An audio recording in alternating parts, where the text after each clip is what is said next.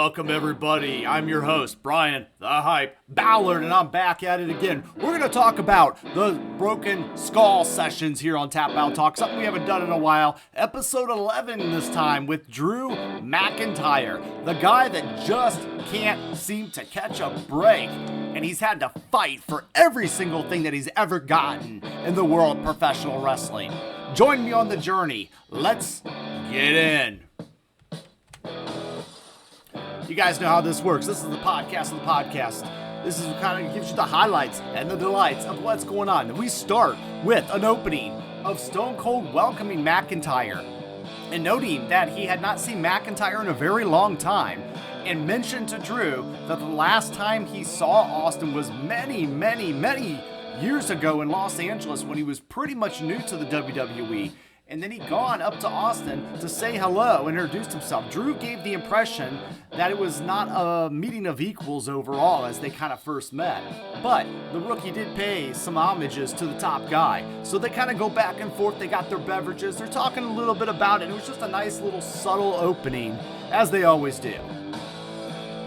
Next, we get into the championships. And we can talk about all 6 championship wins that Drew McIntyre had.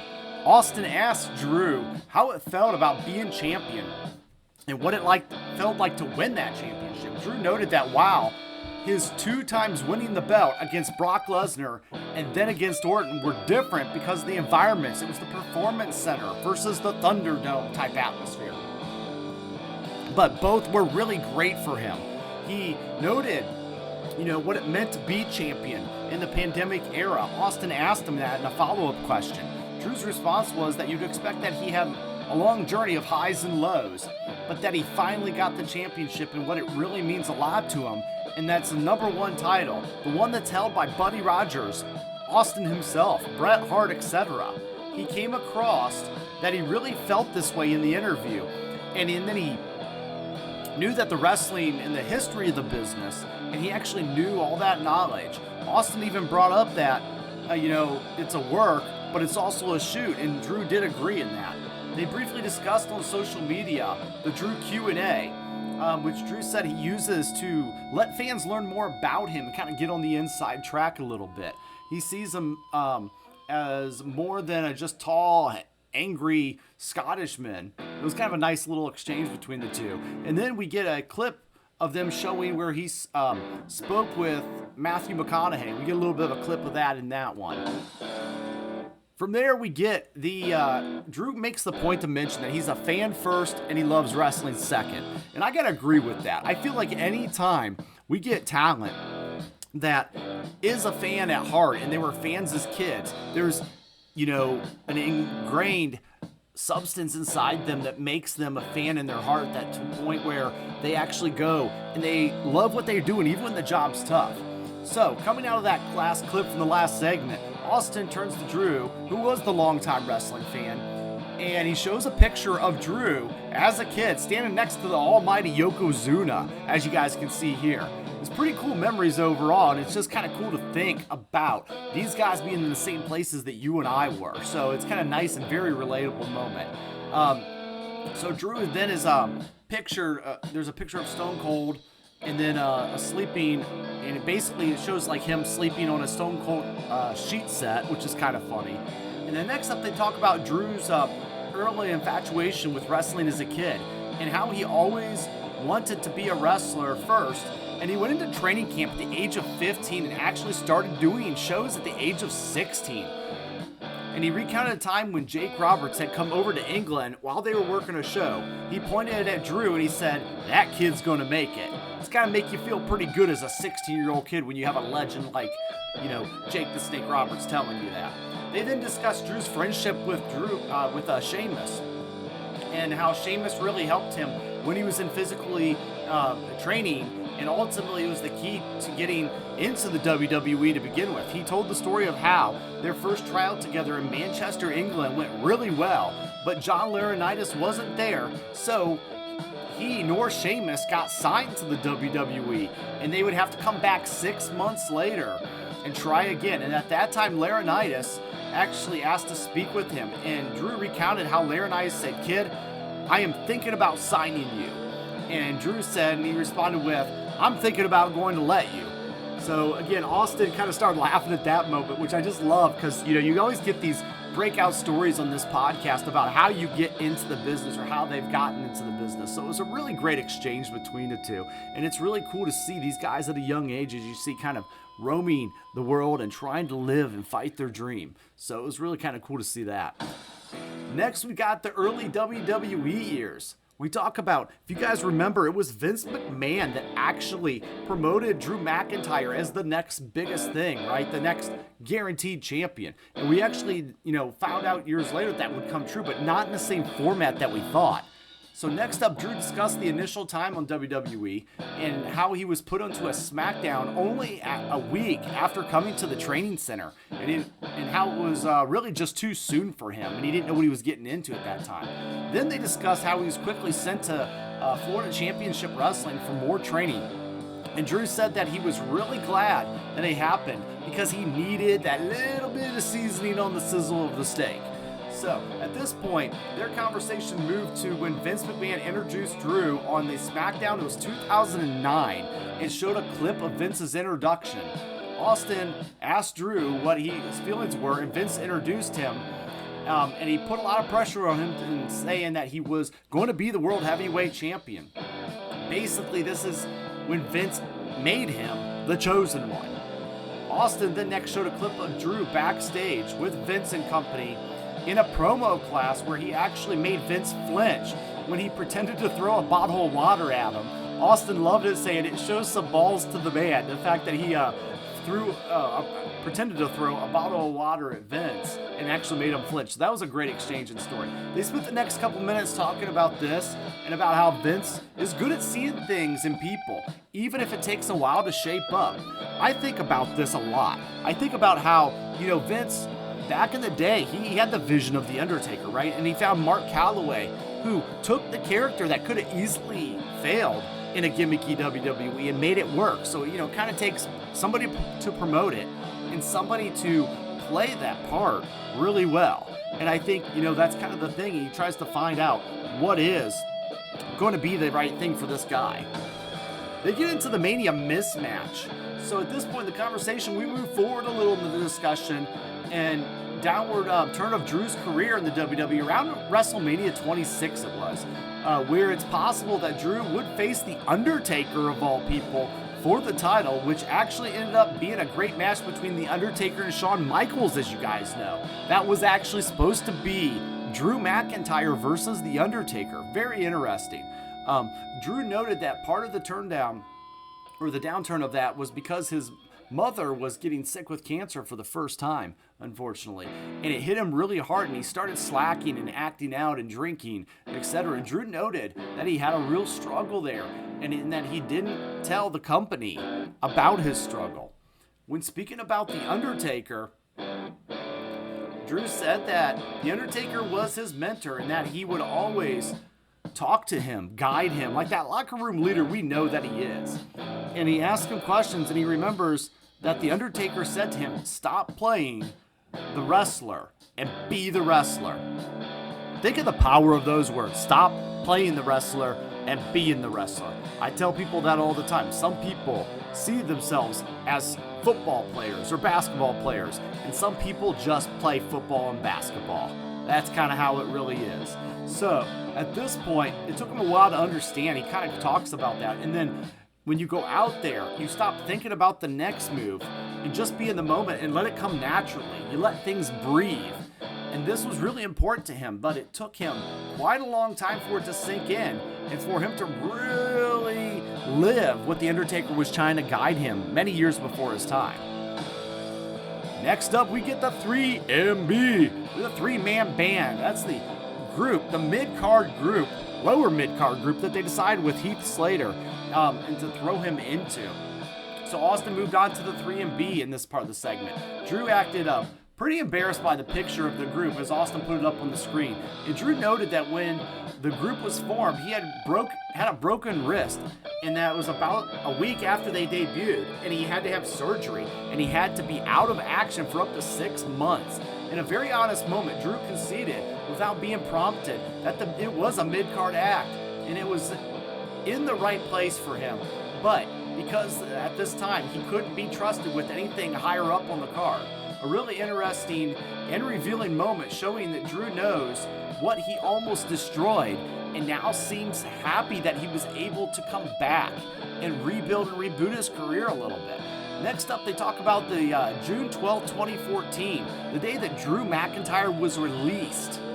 He was released from being the chosen one. He was kicked out of the WWE. And Drew was surprised since the three-man event was being fully booked. And after the surprise wore off, he was down, but he knew that he had to form a new plan to save his career. And at that point, he stepped outside of his bubble. He really put in all of his effort into it. And Austin asked Drew if he needed to fall on his ass. And Drew said, quite frankly, yes. Yes, he did. He realized that he had to have a plan. He was going to go to ICW and be one of the best on the independents. And that's when we get into the reboot and the rebuild. Austin played a clip from Drew's debut on ICW when he introduced himself as Drew Galloway, and he made an impression on the fans and quite frankly on Austin as well. As he watched the clip, Drew said what made that promo so great was that it was him, the real authentic him, not something scripted. I wonder if that was a hint towards, maybe Vince and them kind of playing with it a little and kind of trying to make Drew something he quite wasn't. And he was able to be the real him, and that's kind of what I ponder about a little bit. We know that happens, but how often does it hurt and how often does it help? Austin even admits while watching the clip that he could tell the promo came from the heart. He came deep down from Drew's gut, and it really showed his fire and his passion. They spent the next few minutes discussing this, about how hard Drew just had to, work, traveling, and going all over the world with several different indie scenes. And then his goal was to be a main attraction. He felt that he could achieve that. He got his confidence back. He believed in himself. And his main goal was just to go out there and deliver and be the Drew, same Drew, every time and make sure it always came from the heart from that day forward. So later on then, he did get back in to NXT, as you guys can remember. Austin started bringing this up, in which he noted that it was the only way it was going to work. After his hard work on the indies, he was much more mature and he had gotten his act together finally. And NXT was the perfect place for him to land back in the WWE, rather than going back to Raw or SmackDown. Drew then said he was happy that he spoke to Hunter, and he realized that Hunter had been watching stuff, and he really wanted to be part of what Drew called Hunter's baby, right? That was NXT Black and Gold Classic. Austin next then played a clip of Drew in the NXT audience at TakeOver in Orlando in 2017 of April, where Drew was announced as coming to NXT. Drew said that he was very nervous and he didn't know what to expect sitting in the audience, not knowing how he would be received by the fans, and was so relieved that it went well. And the clip really just brought a smile to his face, and it was a nice moment. Then they played a clip of Drew beating Bobby Roode for the NXT Championship, and the conversation moved into the invention of the Claymore move. The story went on to how the move started in three-man band actually, and then would he would wear like these really tight leather pants, and then when he went for a kick, he was worried about the pants splitting and creating basically an overall incident with the crowd. So, because he didn't have any underwear on under there. So then he realized that he had to bring up his other leg at the same time. And the move was born right there. So there you go. You got it first here from Drew McIntyre himself. The Claymore was invented from the idea of Drew McIntyre wearing leather pants. Austin then asked Drew, what it was like to get the call up from Raw in 2018 when there was a meeting. And the answer was, was there a meeting at all? And he said, no, there was not. He just did his thing in the ring, and he went after his first appearance with Dolph and went back to Gorilla, and Vince gave him a really big hug, and he said, welcome back. Vince never lost faith in Drew. I think Vince just needed to let Drew go away, find himself, and hoping that he returned. If you love something, you let it go. and if it comes back, it's truly yours. And I think that's what happened with Drew McIntyre. I respect how McIntyre, I talk about it all the time, how he was able to rebuild himself. Not with the WWE machine by him. He actually had to go and leave and earn it on the indies. And that's why I find myself drawn to Drew McIntyre, and I enjoy his work. I enjoy being in the fandom of that because I know he earns it. I know he's appreciated it. But that wasn't the last huddle for Drew. Another huddle was his main event McIntyre time. He won the 2020 Men's Royal Rumble. The conversation moved this direction. They played a clip from the Royal Rumble when Drew dumped Brock through Roman out of the ring. And then Drew said that he was really motivated to fight Lesnar, and he knew he had to keep not only his wrestling skills up, but to be credible against Brock, but also his verbal skills to stand up to none other than the greatest speaker in the modern era, Paul Heyman. Austin pointed out that Drew was all set and now to fight Brock at a sold-out Raymond James Stadium, but then COVID hit. That's right. We got the year of 2020 and COVID ran wilder than Hulkamania at WrestleMania, and Austin asked Drew what it felt like to do that in front of a WrestleMania crowd. And then the fact that there was no WrestleMania crowd, and it was going to be in the Performance Center, very small venue, empty crowd. They went from a sellout crowd at a football stadium to a very empty small Performance Center arena. But the time WrestleMania happened, it was clear how bad things were. With no other sports happening, for WrestleMania to continue was something super important for the industry. You're giving the world something to help them be happy in a time where people were very uncertain about what the outcome of the world would be. Drew said it was very strange, but once his music hit, he went out and Brock came out, and both of them were in a moment. While they discussed the match, it played on the screen. Drew said how it was crazy how it could have been if there were fans there or not. Drew said that while it was not screaming fans, he said everyone will remember WrestleMania when the world stood still. And that he will get his moment, and he knows that he'll get his moment someday again in the future. It was quite the moment. You can see Drew watching the screen, seeing it, in his eyes, and it was a real moment. It was pretty cool. I remember that Mania, and I remember, I'll be honest with you guys, I thought WrestleMania 20 was the worst WrestleMania in sports entertainment history. And not because of the performers, not because of the talent. There's just when you don't have a crowd, and they didn't even have the Thunderdome at this time. They just had a blank arena, and it was very awkward and very odd, but the show must go on, and that's what they did. And so I got a kudos to Drew for, putting it and making the best of a bad situation. Nothing's ever easy for him, and he always has to fight for it, because that's what a McIntyre is. Drew said that even though there was no crowd, in his head, he was going to go through the whole montage of his career thinking about the people who helped him along the way and sacrificed things to help him. And again, a very just sincere moment in this interview. Got a lot of credit, and Drew's got a lot of heart. Next, we get to talk the tale of the tape. Both at 6'5", over 250 pounds each. We've got Randy Orton and Drew McIntyre. So the interview moved over to the Orton feud. Drew always wanted to feud with Randy, and he felt that the feud really cemented him. Randy was the Joker to Drew's Batman.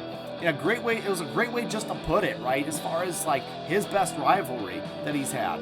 They went through this feud, and Drew really credited Randy with being a great help to him and really made the feud just pop overall. And in an interesting moment, Drew noted that during the COVID era, he was really one to break the fourth wall and talk to the camera while others were still playing to the imaginary people that just weren't there. He said it's a different time and different things needed to be tried to bring entertainment to the people watching and not just into the crowd. And I thought this was just really cool, and he acknowledged that he was doing things that everybody, said was great, and that he really did this on his own, right? He wasn't told to do this. He went against his normal training to reinvent himself for a different time of need. So again, another kudos to Drew on this one. So spontaneity of that did work, and you know what? It worked out pretty decently. We then get into a segment about promos. Austin began talking about promos and how they're important. They are, and how Drew is really good at doing a promo, and that makes his statement, but also builds up the opponent. At the end of the section, Austin came right out and says that he feels right now Drew is the best promo man in the WWE. Drew seems a bit embarrassed by the praise, but was very humbled, and he thanked Austin for saying that. Another really solid moment again in the interview. Austin asked Drew whether he felt better holding the title or not, and Drew said while it's usually better for a babyface to be chasing the title, he feels that it's better holding the title, and the show is better with him as champion rather than him chasing. Austin agreed to a very strong point. Then we get Drew versus Roman. Tail of the tape. 6'3", 6'5", 265 pounds each. The spear versus the Claymore. So we get a discussion of that in Survivor Series. They didn't talk into the specifics about the match on this one, but it was champion versus champion. Drew totally put Roman over, saying he was very helpful backstage to him. And they both work to make the other better.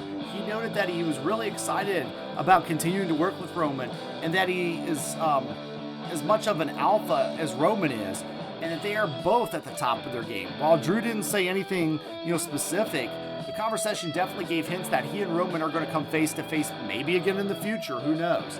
Not anytime soon, but soon enough. If I had to predict, I could see another bout between these two again, because I do think they had a good chemistry between each other. And then we get the Boneyard in one of the final segments here. Austin made a point to compliment Drew on how he works as a big, strong babyface. Drew remembers there was a time where it was very important to sell and show some weakness.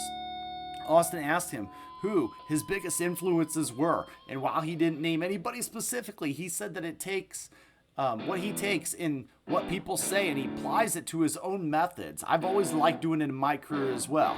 I feel like it's the sampler platter. You take a little bit of advice here, you take a little bit there, but you got to make it into something your own that you're going to enjoy and you're going to eat up. But you can take bits from others. I would like to hear him say who his biggest influence was on this one, because I was kind of curious. But, I think there's just a lot of people along the way to help him, and Drew recognizes that. One fun fact that came out of this interview was that Drew's sword that he carries to the ring was actually a gift from Hunter and Stephanie. So it's actually Vince. It's actually Vince's gift, or Vince's sword that was gifted from Hunter and Stephanie. So that's kind of funny that Drew is carrying around the McMahon family heirloom.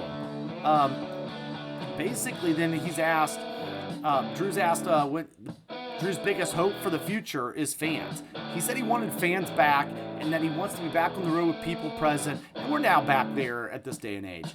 His biggest goal for the future, though, is to have one of the big 4 pay-per-views in the United Kingdom, and he's going to keep pushing and pushing hard, and I think that is a reality to have a WrestleMania in the UK. There was a very good push for that recently. And finally, overall, it's a really good interview. My final thoughts. Drew came across real, genuine, likable.